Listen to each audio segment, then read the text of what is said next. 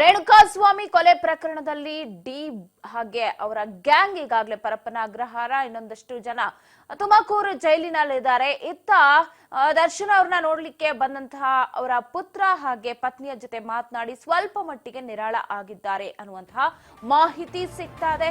Darshan and gang Renukaswamy ಕೊಲೆ ಕೇಸ್ನಲ್ಲಿ lock ಆಗಿದ್ದಾರೆ.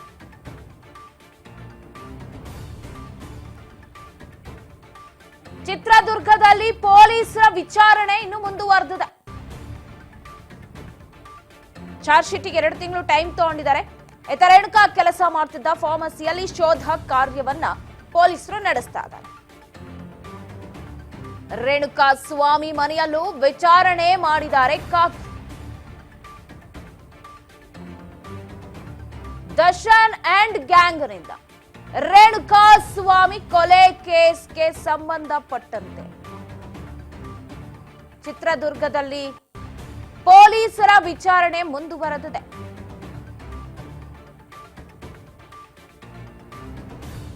ಆತ ರೇಣುಕಾಸ್ವಾಮಿ ಏನು ವರ್ಕ್ ಮಾಡ್ತಾ ಇದ್ದ ಅಪೋಲೋ ಫಾರ್ಮಸಿ ಅಂತ ಅನ್ಸುತ್ತೆ.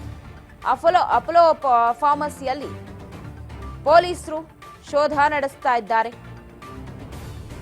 ಏನಾದ್ರೂ ಸಾಕ್ಷಿಗಳು ಸಿಗಬಹುದಾ, ಆತ ಯಾವಾಗ ಬಂದ, ಎಲ್ಗ್ ಹೋದ, ಇನ್ ಕೇಸ್ ಫಾರ್ಮಸಿ ಹತ್ರ ಯಾರಾದ್ರೂ ಬಂದು ಆತನನ್ನ ಮಾತನಾಡಿಸಿದ್ರೆ ಅದ್ರಲ್ಲಿ ಯಾರಾದ್ರೂ ಈ ಒಂದು ಕೇಸ್ಗೆ ಸಂಬಂಧಪಟ್ಟಂತ ಆರೋಪಿಗಳೇನಾದ್ರೂ ಇರಬಹುದಾ, ಸುತ್ತಮುತ್ತ ಒಳಗೆ ಹೊರಗೆ ಎಲ್ಲ ಸಿಸಿ ಕ್ಯಾಮೆರಾ ಇರೋದ್ರಿಂದ ಅಲ್ಲಿ ತಲಾಶ್ ನಡೆಸುವ ಸಾಧ್ಯತೆ ಇದೆ. ಜೊತೆಗೆ ಅವರ ಕುಟುಂಬಸ್ಥರನ್ನ ಈಗಾಗಲೇ ಮಾತನಾಡಿಸಿರ್ತಾರೆ.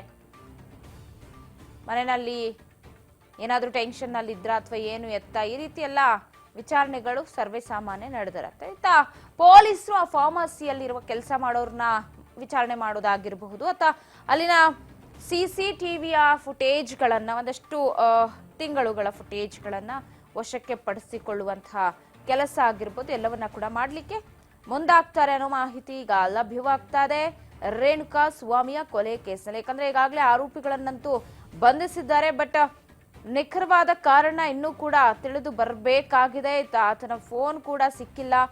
ಸೊ ಏನಾಯ್ತು, ಅವ್ರೇನು ಆ ಫಾರ್ಮಸಿಯಿಂದ ರೇಣುಕಾಸ್ವಾಮಿ ಹೊರಟ ದಿನ ಏನಾದ್ರೂ ಅವರ ಸಿಬ್ಬಂದಿಗಳ ಜೊತೆಗೆ ಏನಾದ್ರೂ ಮಾತುಕತೆ ನಡೆಸಿಬಿಟ್ಟಿದ್ರ, ಏನಾದ್ರೂ ವಿಚಾರಗಳನ್ನ ಶೇರ್ ಮಾಡ್ತಾ ಇದ್ರ? ಯಾಕಂದ್ರೆ ಅಶ್ಲೀಲ ಮೆಸೇಜ್ ಅಂತ ಇಲ್ಲಿ ಹೇಳಲಾಗ್ತಾ ಇದೆ, ಫೋಟೋಸ್ಗಳನ್ನ ಕಳಿಸ್ತಾ ಇದೆ ಅಶ್ಲೀಲವಾದಂಥದ್ದು. ಸೊ ಅದರಿಂದ ಆಗಿರೋದು ಅಂತ, ಅದಕ್ಕೆ ಸಂಬಂಧಪಟ್ಟಂತೆ ಫ್ರೆಂಡ್ಸ್ಗಳ ಜೊತೆಗೆ ಏನಾದ್ರೂ ಶೇರ್ ಮಾಡ್ಕೋತಾ ಇದ್ನ ಅಥವಾ ಆ ರೀತಿಯ ವಿಚಾರಣೆಗಳನ್ನ ನಡೆಸುವಂತಹ ಸಾಧ್ಯತೆ ಇದೆ. ರೇಣುಕಾಸ್ವಾಮಿ ಮನೆಯಲ್ಲೂ ಕೂಡ ಈಗಾಗಲೇ ವಿಚಾರಣೆ ಮಾಡಿದ್ದಾರೆ ಅಂತ ಅಂದ್ರೆ ನಾನು ಹೇಳ್ತಾ ಇದ್ದೆ. ಆಲ್ರೆಡಿ ಮನೆಗೂ ಹೋಗಿರ್ತಾರೆ, ಅಲ್ಲಿ ಪತ್ನಿಯನ್ನ ಮೀಟ್ ಮಾಡಿರ್ತಾರೆ. ಕೊನೆಯದಾಗಿ ಏನ್ ಹೇಳಿದ್ರು, ಏನಾದ್ರೂ ಟೆನ್ಷನ್ ಅಲ್ಲಿ ಇದ್ರ, ನೀವು ಯಾವಾಗ ಫೋನ್ ಮಾಡಿದ್ರಿ, ಎಷ್ಟೊತ್ತಿಂದ ಸ್ವಿಚ್ ಆಫ್ ಬಂತು, ಸೊ ಎಲ್ಲ ವಿಚಾರಗಳನ್ನ ಕೂಡ ಕಲೆ ಹಾಕುವ ಸಾಧ್ಯತೆ ಇದೆ. ರೇಣುಕಾಸ್ವಾಮಿ ಮನೆಯಲ್ಲೂ ವಿಚಾರಣೆ ನಡೆಸಿದ್ರು.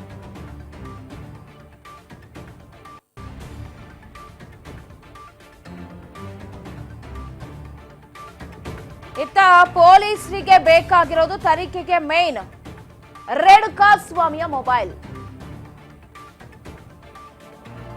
ಇದೀಗ ಬೆಂಗಳೂರಿನಲ್ಲಿ ತನಿಖೆಗೆ ಸಿಪಿಐ ಸಂಜೀವ್ ಗೌಡ ನೇತೃತ್ವವನ್ನ ಮಾಡಿದರೆ ಅವರ ನೇತೃತ್ವದಲ್ಲಿ ತನಿಖೆ ಚುರುಕಾಗಿ ನಡೀತಾ ಇದೆ.